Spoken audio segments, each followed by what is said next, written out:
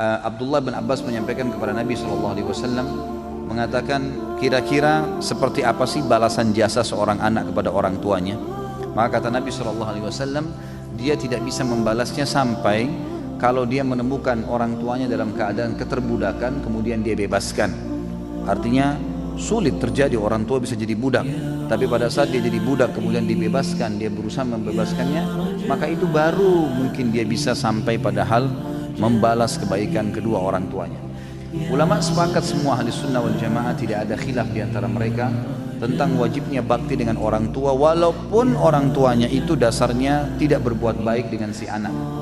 Karena tidak ada perbuatan buruk dibalas dengan perbuatan buruk, karena semua perbuatan buruk akan dibalas oleh Allah Subhanahu wa taala dengan ancaman, dengan hukuman.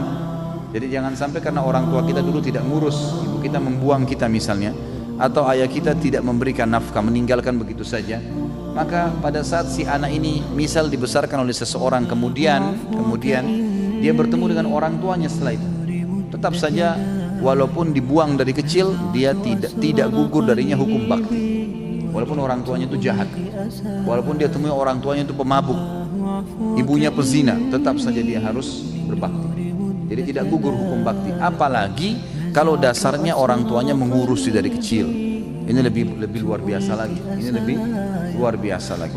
Seseorang datang kepada Hasan Basri rahimahullah lalu berkata, saya memiliki seorang ayah. Ayah saya sudah sangat tua, terbaring di ranjang, stroke, satu badan semua nggak bisa bergerak. Sampai akhirnya, buang air besar, buang air kecil di atas ranjangnya. Dan saya menampung dengan kedua telapak tangan saya kencingnya, buang air besarnya. Kemudian saya mencuci tangan saya tanpa merasa jijik sedikit pun. Saya sudah melakukan itu selama 10 tahun. Pertanyaannya, apakah saya sudah membalas jasa ayah saya? Maka jawaban Hasan rahimahullah, belum sama sekali. Sama sekali belum. Lalu kata orang itu, saya bersihkan kotoran ayah saya, tidak merasa jijik setiap hari selama 10 tahun. Lalu anda bilang saya belum membalas kebaikan ayah saya? Kata Hasan Basri, belum. Karena dulu waktu kamu masih kecil, kalau ayahmu membersihkan kotoranmu, dia berharap dan terus berdoa kepada Allah agar kamu menjadi tokoh masyarakat, menjadi orang yang sukses. Kalau kamu sekarang melakukannya, kamu hanya melakukannya karena merasa itu adalah sebuah perintah, dan akhirnya kamu berharap kapan dia meninggal dan berhenti tugasmu itu. Berbeda niat antara orang tua dengan anak. Orang tua memiliki rasa sayang yang luar biasa kepada anaknya dan tidak bisa dibandingkan dengan sayang anak kepada orang tuanya. Orang tua kalau marah dengan anaknya, marahnya karena sayang. Tapi kalau anak marah dengan orang tua, bisa saja karena haknya atau karena keinginannya belum dipenuhi, bukan justru karena orang tuanya salah. Seperti itulah kurang lebih. Dan berapa banyak kasus-kasus orang yang menjadikan orang tuanya sebagai pintu surga. Ingat teman-teman sekalian, seorang ulama salaf pernah berkata waktu ayahnya meninggal, ibunya meninggal dunia, maka dia menangis. Seorang alim ulama, lalu ditanya, kenapa anda menangis? Bukankah orang itu tidak boleh nangis terisak-isak seperti ini pada saat ada orang yang meninggal?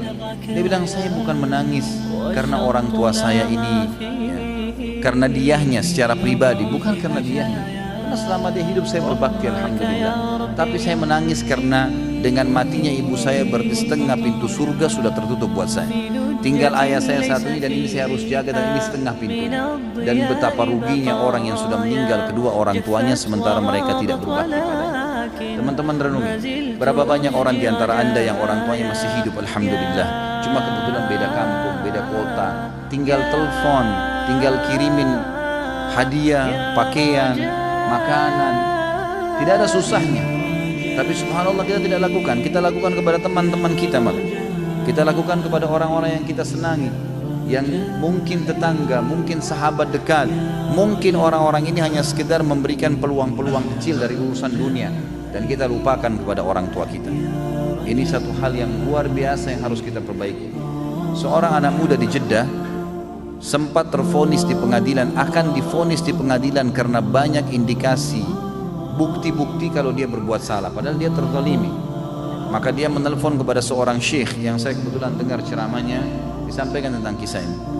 Dia bilang, saya pun telepon syekh dan saya berkata, syekh saya 1 jam lagi ini akan divonis di penjara 10 tahun.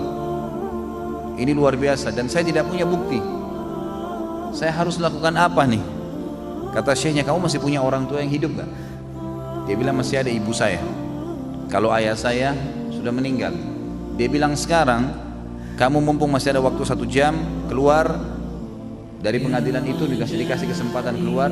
Kemudian cari rumah makan yang terbaik yang kamu lewatin, belikan makanan yang terbaik, bawa ke rumah ibumu dan ajak makan siang ibumu. Kata anak muda itu, Syekh, saya sedang akan divonis di penjara. Mana ada waktu saya duduk makan dengan ibu saya? Dia bilang, coba lakukan. Niatkan murni, tulus, karena ingin bakti dengan orang tua. Maka anak muda ini pun melakukannya. Setengah jam kemudian kata syekhnya, dia telepon saya sambil bersyukur kepada Allah. Alhamdulillah Syekh, jazakallahu khair. Semoga Allah balas anda dengan kebaikan. Saya baru ditelepon oleh pengadilan kalau saya tidak jadi divonis, dan ternyata ada orang lain ya yang melaporkan orang yang telah menuduh saya ini dengan kejahatan, dan banyak buktinya ternyata terbongkar semua, dia berdusta. Setengah jam saja. Kata syekhnya, kira-kira menurut kamu apa sebabnya? Dia bilang, Syekh, demi Allah, semenjak saya masuk ke rumah ibu saya dan saya bawakan makanan, ibu saya sambil menangis gembira karena saya berikan makanan. Kemudian dia bilang, mendoakan saya, nak, semoga urusanmu mudah. Padahal ibu saya nggak tahu masalah saya. Semua urusan mudah, semoga kau panjang umur, semua kau begini. Selama setengah jam saya didoain terus sama ibu saya, dan saya merasa doa ibu saya lah yang membuat akhirnya saya selamat. Kata syekhnya, begitulah orang berbakti dengan orang tua. Jangan disia-siakan teman-teman sekalian. Antum ini di Jakarta banyak perantau, luar biasa. Begitu sudah mulai punya penghasilan, mulai punya motor, mulai punya mobil, yang dipikirin hanya istrinya, atau perempuan mungkin akhwat hanya memikirkan suaminya. Orang tuanya di kampung dilupain.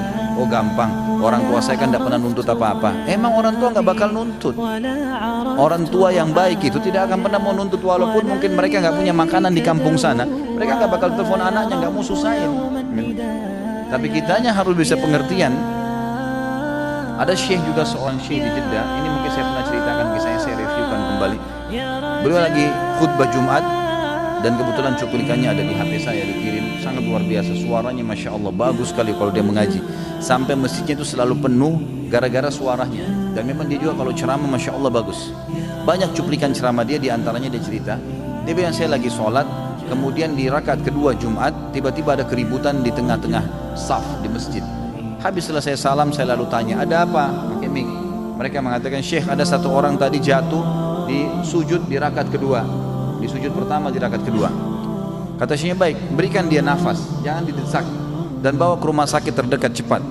Lalu kemudian orang-orang pun membawa ke rumah sakit. Lalu dokter mengatakan orang ini sudah meninggal kurang lebih ya setengah jam yang lalu, tepatnya pada saat dia lagi sujud tadi.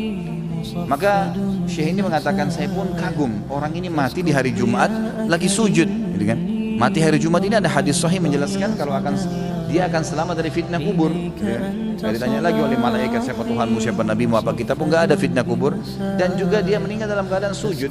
Orang tahu ini adalah husnul khatimah, kebaikan insya Allah, gitu kan? Maka syekh ini mengatakan, saya tanya adiknya yang datang jemput jenazah kakaknya. Dia bilang, ini kakak kamu datang khusus ke masjid saya karena mau ikut sholat dengan saya, dan saya merasa saya juga harus menghormati dia. Izinkan saya memandikan, kata syekhnya. Kata adiknya, silahkan.